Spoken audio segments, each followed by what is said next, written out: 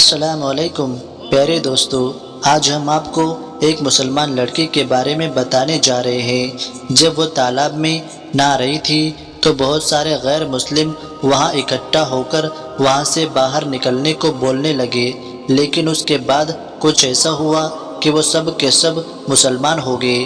تو دوستو، آخر ایسا کیا ہوا آگے ہم آپ کو اس ویڈیو میں بتائے گی، لیکن اس سے پہلے اگر آپ نے اب تک اس ویڈیو کو لائک نہیں کیا ہے تو ابھی لائک کر لے، اور اگر اب تک آپ نے ہمارے یوٹیوب چینل کو سبسکرائب نہیں کیا ہے تو ابھی سبسکرائب کر لے، کیونکہ ہم آپ کے لیے ایسی ہی پیاری پیاری ویڈیوز لاتے رہتے ہیں۔ تو چلیے دوستو، شروع کرتے ہیں۔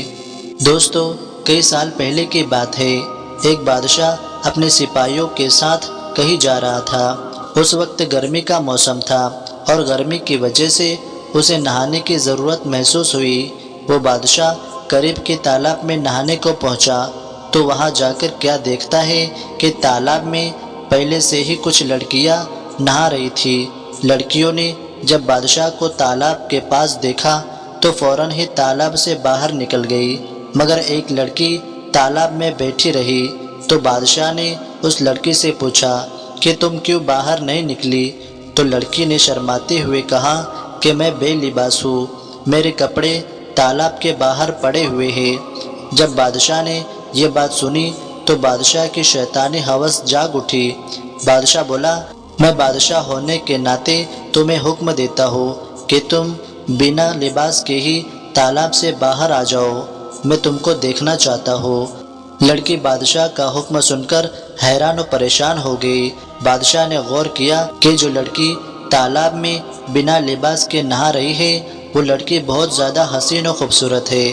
تو پھر بادشاہ نے کہا کہ تم بنا لباس کے ہی پانی سے باہر نکلو، اگر تم مجھے پسند آ گئی تو میں تمہیں محل میں لے جاؤں گا اور اپنی کنیز بنا لوں گا۔ لڑکی نے سوچا کہ بادشاہ کسی بھی حال میں جان چھوڑنے کو تیار نہیں ہو رہا ہے۔ لڑکی نے کہا کہ بادشاہ سلامت، آپ کے لیے میرا سب کچھ حاضر ہے، لیکن یہاں پر آپ کے سپاہی اور میری سہیلیاں موجود ہیں جو مجھے بنا لباس کے ہی دیکھ لیں گی تو میں بادشاہ سلامت کے لائق نہ رہوں گی۔ اگر آج آپ مجھے جانے دیں گے تو میں کل خود ہی آپ کے دربار میں حاضر ہو جاؤں گی۔ لڑکی کی یہ بات بادشاہ کے دل کو لگی اور وہ اپنے سپاہیوں کو لے کر وہاں سے چلا گیا۔ اگلے دن بادشاہ بڑی بے تابی سے اس لڑکی کا انتظار کر رہا تھا، لیکن وہ لڑکی دربار میں نہ آئی۔ تو بادشاہ نے سپاہیوں کو بھیجا کہ اس کے گھر کا پتہ کرو، اس کو میرا پیغام دو، بادشاہ تم کو دربار میں بلا رہا ہے۔ تو سپاہی چلے گئے اور واپس آ کر بتایا کہ وہ سونار کی بیٹی ہے، ہم آپ کا پیغام باپ بیٹی تک پہنچا آئے ہیں۔ بادشاہ دوسرے دن بھی انتظار کر رہا تھا، لیکن لڑکی نہ آئی تو بادشاہ کو بہت غصہ آیا۔ اس کی بے چینی اور حاصل کرنے کی طلب بڑھتی ہی جا رہی تھی۔ اگلے دن بادشاہ نے اپنے سپاہیوں کو حکم دیا کہ جاؤ ان باپ بیٹی کو گرفتار کر کے میرے سامنے حاضر کرو۔ سپاہی فوراً روانہ ہوئے اور سونار کے گھر جا کر پہنچے، مگر آگے سے دروازے پر تالا لگا ہوا تھا اور اگل بغل والوں نے بتایا کہ وہ تو کل ہی گھر چھوڑ کر چلے گئے ہیں۔ جب اس بات کا علم بادشاہ کو ہوا تو بادشاہ سلامت غصے سے پاگل ہو گیا اور اپنے سپاہیوں کو ہر جگہ دوڑایا، مگر اس لڑکی اور اس کے باپ کا کچھ پتہ نہ چلا۔ پھر بادشاہ نے اپنے سلطنت میں یہ اعلان کروا دیا کہ جو سونار اور اس کی لڑکی کا پتہ بتائے گا اس کو 1 کلو سونا دیا جائے گا۔ پھر بھی اسے کچھ حاصل نہ ہوا تو بادشاہ نے اپنے اگل بغل کے ریاست کے حکمرانوں کو لکھا اور اس لڑکی اور اس کے باپ کو ڈھونڈنے کی درخواست کی۔ انہیں ڈھونڈنے کی مدد مانگی، لیکن وہاں بھی کچھ پتہ نہ چلا۔ ایسا لگتا تھا کہ لڑکی کو زمین نگل گئی یا آسمان کھا گیا۔ ایک رات بادشاہ سویا ہوا تھا تو اس کو خواب میں دریا کے کنارے ایک جھوپڑی نظر آئی۔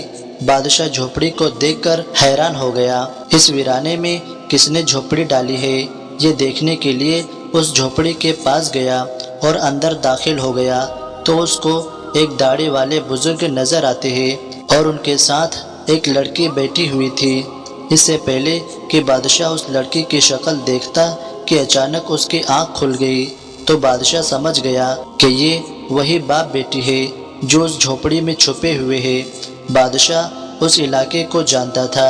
اگلی صبح بادشاہ سپاہیوں کو لے کر دریا کے کنارے اسی جگہ پہنچ گیا جو اس کے خواب میں نظر آئی تھی۔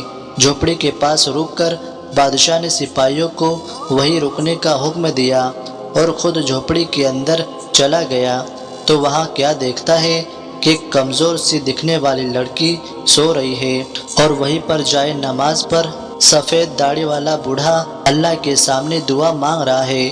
وہ دعا میں یہ الفاظ بول رہا ہے کہ اے پالنے والے رب، ہم کب تک اس ظالم بادشاہ سے چھپتے رہیں گے جو چند دنوں کے لطف کی خاطر میری بچی کی زندگی خراب کرنا چاہتا ہے۔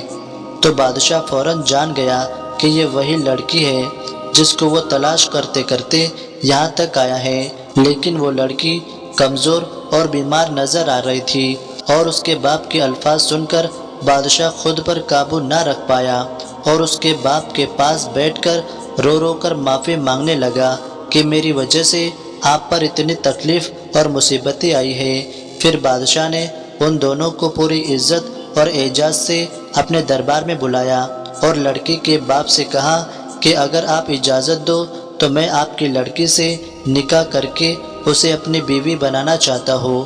تو باپ نے اپنی بیٹی کی رضامندی پوچھی اور پھر اس کے بعد اس بادشاہ کے ساتھ اس لڑکی کا نکاح ہو گیا اور وہ لڑکی ملکہ بن گئی اور وہ بادشاہ کلمہ پڑھ کر مسلمان ہو گیا۔